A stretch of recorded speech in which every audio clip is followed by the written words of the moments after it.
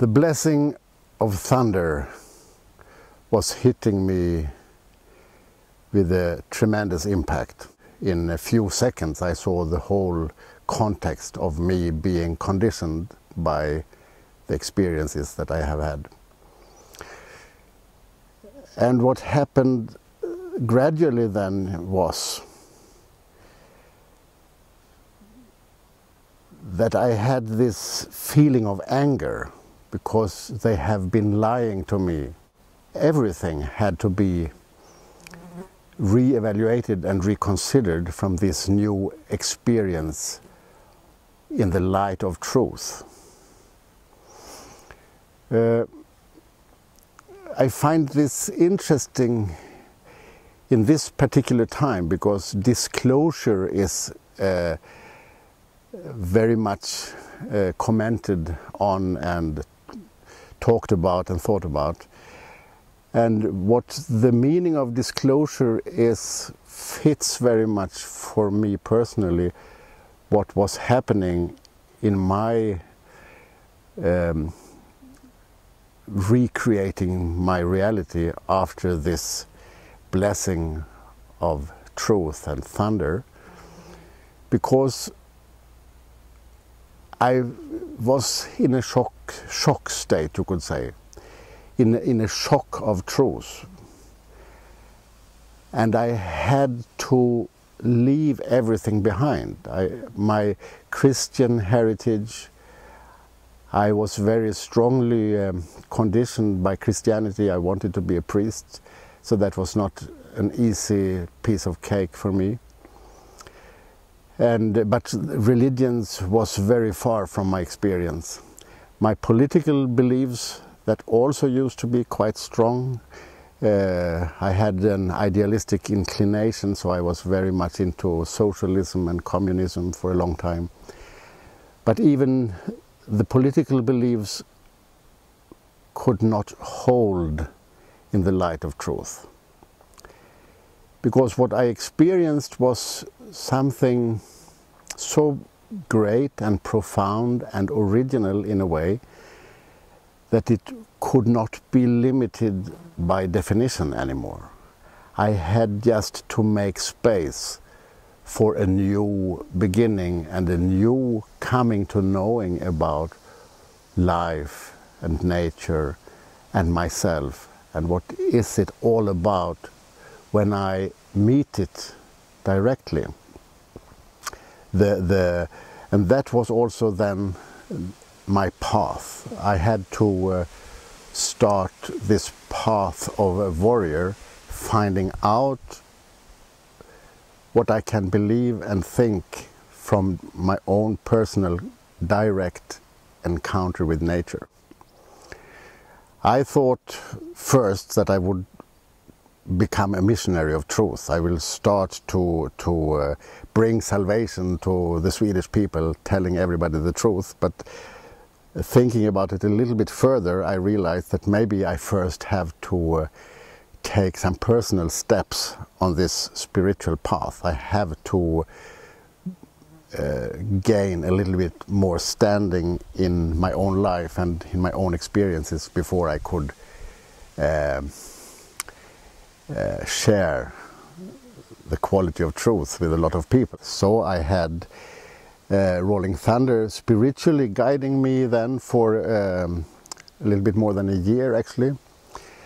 And the next thing for me to do was fasting and the great vision quest to the top of a mountain. And in Scandinavia, the highest mountains are in Norway, so I was aiming for Jotunheimen. Anyhow, I started to walk up the higher mountains, and I was hit by snowstorm in the middle of the summer. And it was quite heavy, and it was I could see nothing more than my hands, and then it was snow and fog.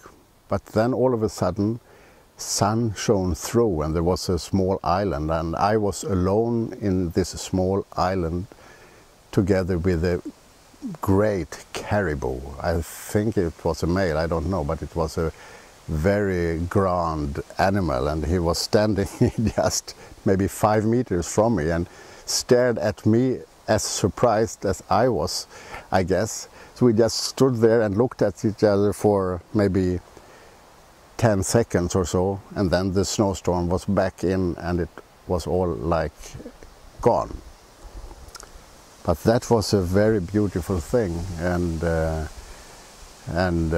yes, I can always remember this caribou whenever I want this. It was like a sacred thing, you know. And afterwards, I had to shit. I had been fasting a long time, and then I just had to shit in the middle of this rare snowstorm in the high mountains. But there was no way around it, and it was the worst shitting in my life. But I survived it, and I finally reached the top where I was sitting. And I was sitting there and calming down and coming deeper and deeper into myself. The weather cleared up, and suddenly I realized that the clouds were actually dancing on the sky. They were acting like beings, like animals almost. And they were, to my experience then, living being. And they had consciousness. They were kind of a cloud nation.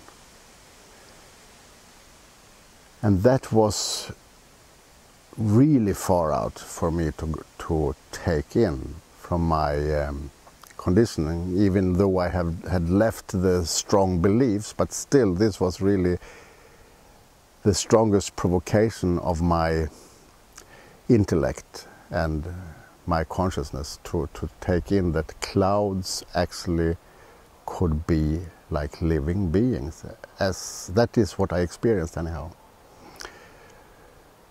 And the biggest lesson involved in this whole first vision quest was humbleness.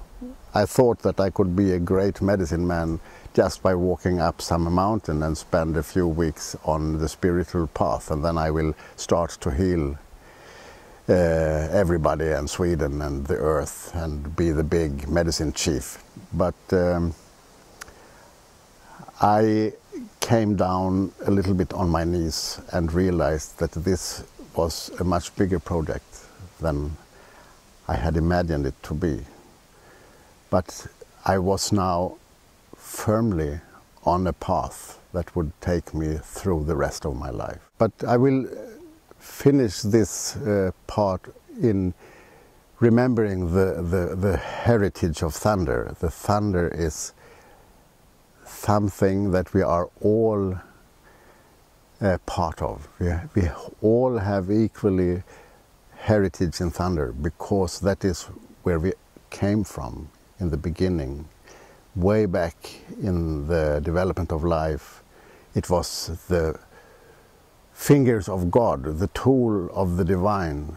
That was thunder hitting the oceans and brought movement into it and spirit into it, and life appeared and started to evolve and move on.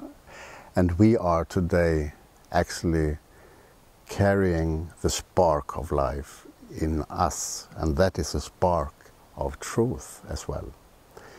And that is what is growing now on the planet. The fact is that there is a tremendous development of thunder going on as well, and new forms of thunder that we didn't know before, and even more powerful thunder than we had experienced earlier. And that is the growth of the divine and the growth of truth that is going on now. And that will bring us in connection with who we in reality always have been. And that is a fascinating exploration of our own nature. And it is very interesting.